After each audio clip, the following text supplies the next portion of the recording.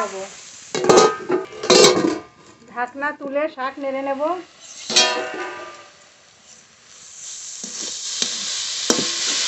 শাক তো প্রায় সিদ্ধ হয়ে এসেছে। এবার একটু জিরে কাঁচা লঙ্কা বাটা দেবো। ভেজে রাখা ল্যাঠা মাছ দেবো।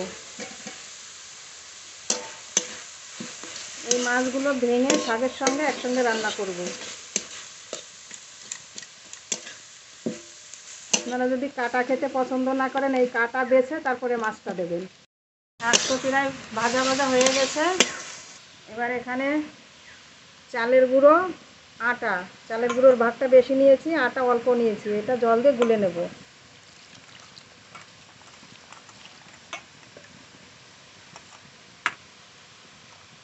চালের গুঁড়ো আর আটা যেটা গুলে নিয়েছি দিয়ে দেবো।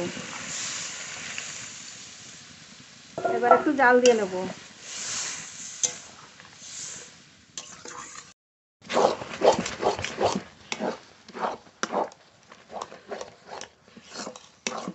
ল্যাঠা মাছ দিয়ে খেসারি শাকের ঘন্ট রান্না হয়ে গেছে। এবার নামিয়ে নেব।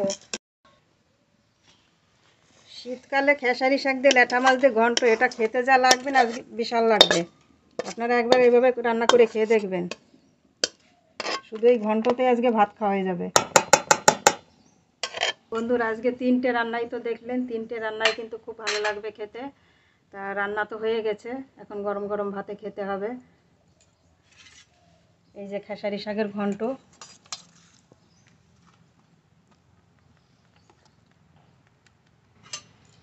আজকে পালং শাক দিয়ে সবুজ মাংস রান্না করেছি।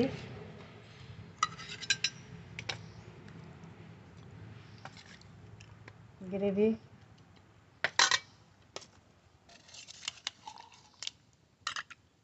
চিকেন কষা,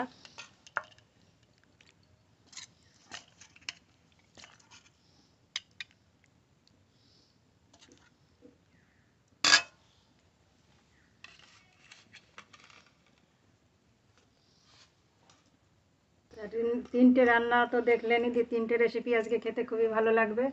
তা পুরো ভিডিওটাই দেখে একটা সাবস্ক্রাইব করবেন, লাইক করবেন, কমেন্ট করবেন। সবাই খুব ভালো থাকবেন, সুস্থ থাকবেন।